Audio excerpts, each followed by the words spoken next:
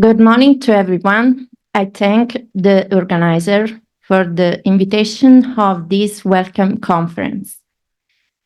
I'm Dr. The time in 20 minutes. Okay. I'm Dr. Emma Campora, and I'm going to talk to you about gender incompatibility and the right of LGBTQ youth. Gender incongruence, GI, is defined as a marked and persistent incongruence between an individual's experienced gender and the sex assigned at birth. The hypothesis is that GI is a complex multifactorial trait involving intricate interactions between sex steroid receptors, genetics, and epigenetics. Whether human sexuality is the result of nature or nurture, or both and of their complex non-linear interplay, is conflicting. A number of heritability and behavioral genetic studies, including pedigree-based investigations, have suggested inheritance patterns of human sexual behaviors.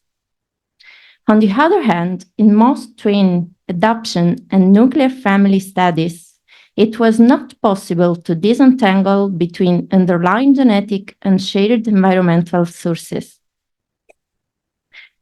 The neurohormonal or neuroandrogenic theory attributes sexual orientation primarily to varying degrees of exposure to androgens during fetal development.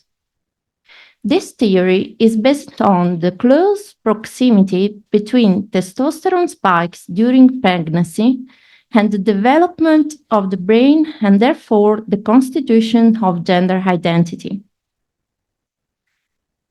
Animal studies have revealed that manipulation of sex hormone environment during the critical period of sexual differentiation of the brain can produce an animal which exhibits behavioral patterns similar to those of the opposite sex. Highly significant effect of gender was revealed as both the male groups displayed higher level of testosterone than either of the female groups. In 1993, Hammer and colleagues were able to find strong support for a genetic component in male sexual orientation, based on the observation of family recurrence patterns and molecular analysis of the X chromosome in subships characterized by multiple homosexual brothers.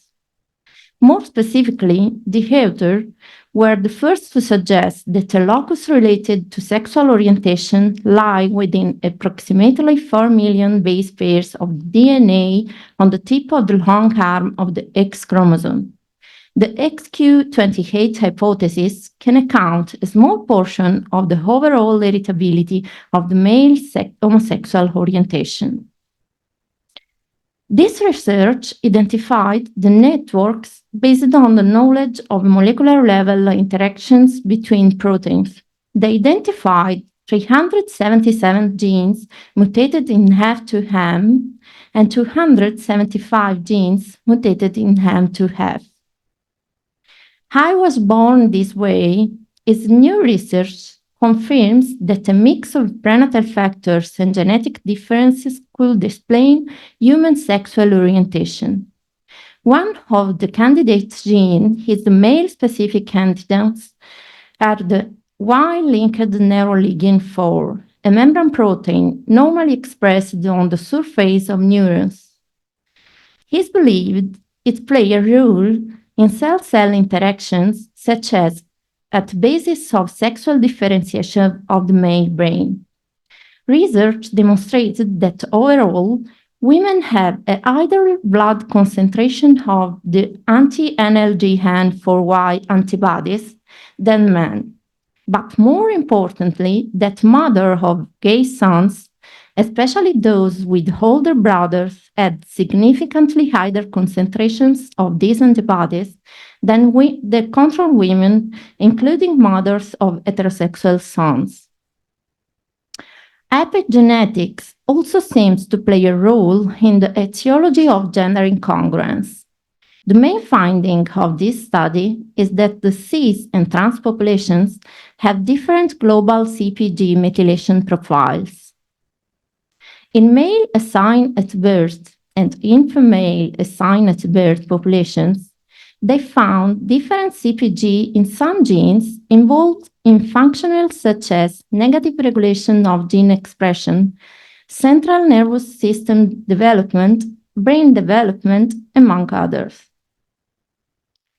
The sexual differentiation hypothesis proposes that gender incongruence is related to an altered or less pronounced sex differentiation of the brain. They found some evidence in favor at the functional level, but this was less evident at the structural level. The years between childhood and mid-adolescence represent an important period in which puberty-related factors influence several neural characteristics, such as white matter development and functional connectivity patterns, in both a sex and gender identity-specific way. The neuroanatomical signature of transgenderism is related to brain areas processing the perception of self and body ownership, whereas homosexuality seems to be associated with less cerebral sexual differentiation. Those areas include the right inferior fronto-occipital tract connecting parietal and frontal brain. Gray matter volume, GMV, were compared with respect to sexual orientation and biological sex. They observed a significant effect of sexual orientation for the thalamus and the precentral gyrus, with more GMV in heterosexual, and for the putamen, with more GMV in homosexual population.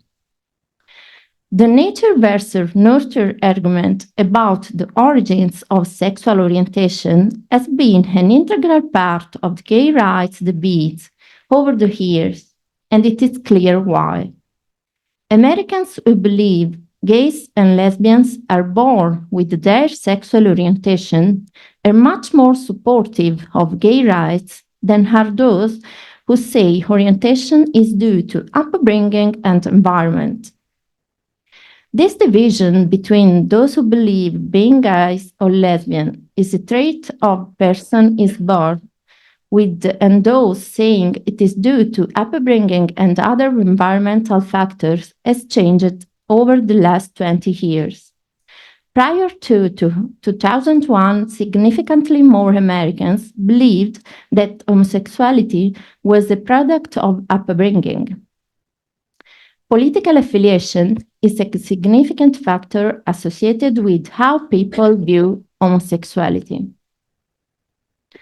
Despite TGD is not considered a mental disorder, TGD youth experience higher level of distress and mental health issues than cisgender youth, often due to societal stigma and discrimination. Puberty presents unique challenges for TGD youth, as emerging secondary sex characteristics may not align with their gender identity. This may lead to gender dysphoria, GD, a significant distress resulting from the incongruence between one's body and gender identity. The study revealed significant demographic, socioeconomic, and clinical variations within this population. Specifically, they identified that a non-binary gender identity, late recognition of gender incongruence, and seeking gender-affirming consultation and care at a more advanced pubertal stage are associated with increased rate of psychopathology.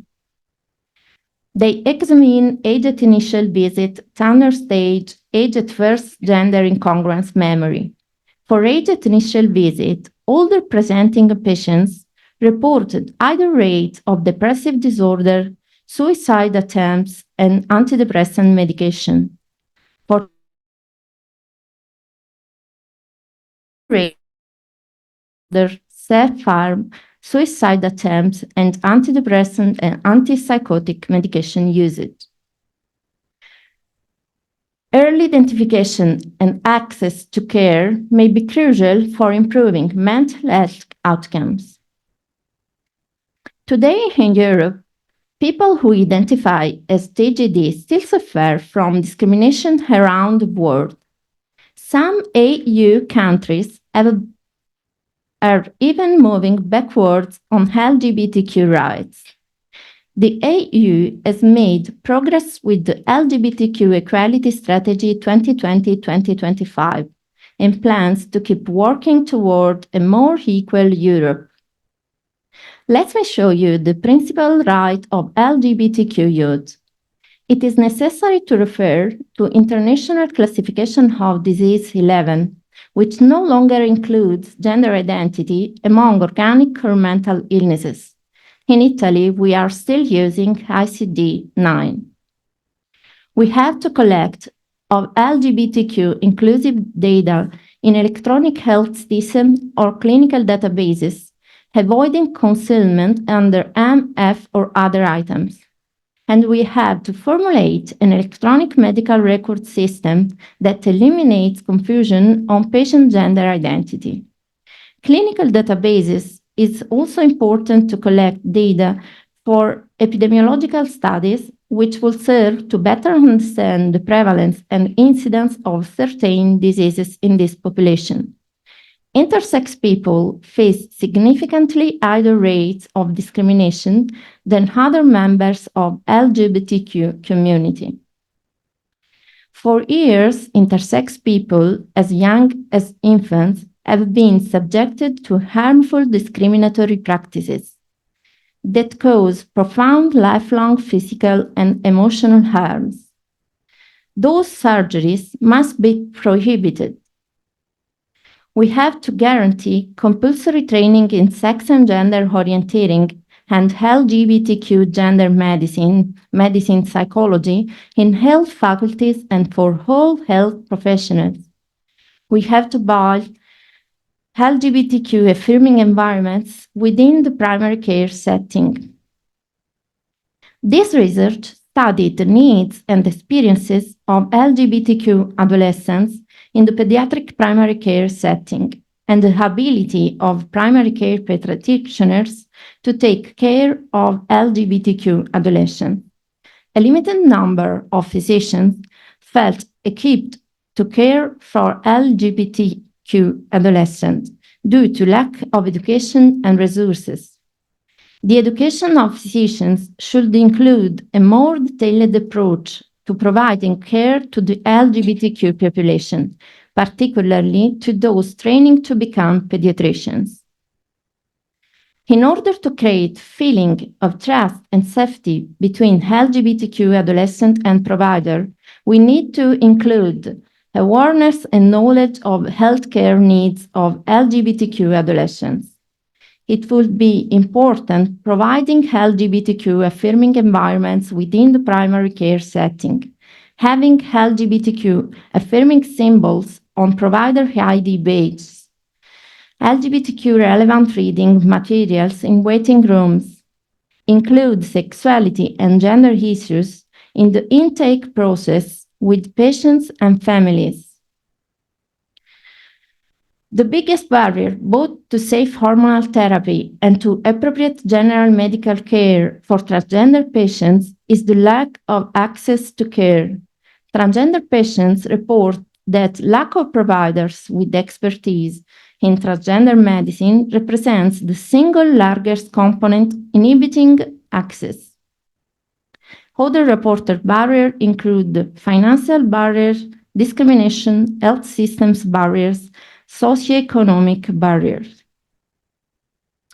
LGBTQ population demonstrated high level prevalence of cardiovascular disease, cancer, sexually transmitted infection, smoking, alcohol and drug use, eating disorders, clinical depression, anxiety, somatization, attempt suicide.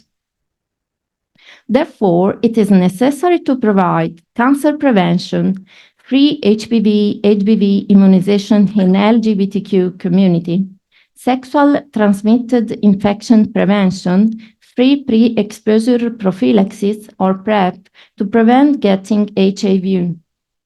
Specific prevention strategy on LGBTQ adolescent and prepubertal minors against alcohol, nicotine, and drug abuse. Place greater emphasis on the psychological aspect of the LGBTQ compared to cisgender people. TGD individuals may be at greater risk of developing some cancer compared to cisgender people but are unscreened. Many TGD individuals may only voluntarily seek healthcare to access gender-affirming hormone therapy or surgery, and may avoid engaging with the primary health sector for other health concerns, including cancer screening. This may cause delays in cancer diagnosis and treatment, and thus result in avoidable poorer outcomes and even death. Between 30 and 60% of cancer are preventable with prevention strategies focusing on mitigating modifiable risk factors. Higher rate of alcohol, tobacco, drug use, and obesity have been documented in LGBTQ community, often as a coping mechanism for dealing with stress, discrimination, and social isolation. These behaviors contribute to an increased risk of chronic disease such as cardiovascular conditions and certain cancers. LGBTQ individuals are at a higher risk of sexually transmitted infections. This is due to a combination of behavioral factors such as unprotected sex and reduced access to sexual health services. Lesbian and bisexual women may also face challenges in receiving appropriate sexual health screening due to misconception about their risk levels. Adolescence is a developmental period in which there are heightened risks for body dissatisfaction and disordered eating. TGD adolescents may experience increased vulnerability to eating disorders in setting of gender incongruence. Multiple studies have demonstrated that TGD young people may engage in disordered eating behaviors to diminish or suppress secondary sex characteristics and achieve an external appearance that is more in line with their gender identity.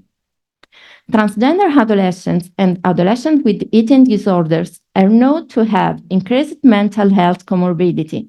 However, little is understood about how gender dysphoria, disordered eating, and mental health disorders relate to each other. Adolescents with co-occurring GD and AD diagnosis demonstrated profoundly higher odds of anxiety, depression, suicide, and self-harm compared to those with GD alone, those with ADs alone, and those with neither diagnosis. We need to ensure access to gender-affirming therapies. Transgender individuals often face challenges in accessing gender-affirming care, which is crucial for their well-being and mental health. Triptorel in cross-hormone sex should also be prescribed by primary center endocrinologists following an initial confirmation by highly specialized centers to reduce long waiting lists and guarantee therapeutic continuity. The Endocrine Society Clinical Practice Guideline on the Treatment of Gender Incongruence People recommended use of gender-affirming cross-sex hormone investigations in transgender children and adolescents who request this treatment. The affirming gender therapy results in physical characteristics that are congruent with an individual's gender expression and additionally improves mental health functioning and quality of life. Stopping pubertal progression with GnRH analog helps children with established GD to alleviate their distress and anxiety, which are both linked to appearance of secondary sex characteristics. Halting progression of puberty improves behavioral and emotional problems and reduce depressive symptoms. The study showed that gender-affirming endocrine intervention reduces depression scores, suicidal ideation percentage, and increases quality of life scores.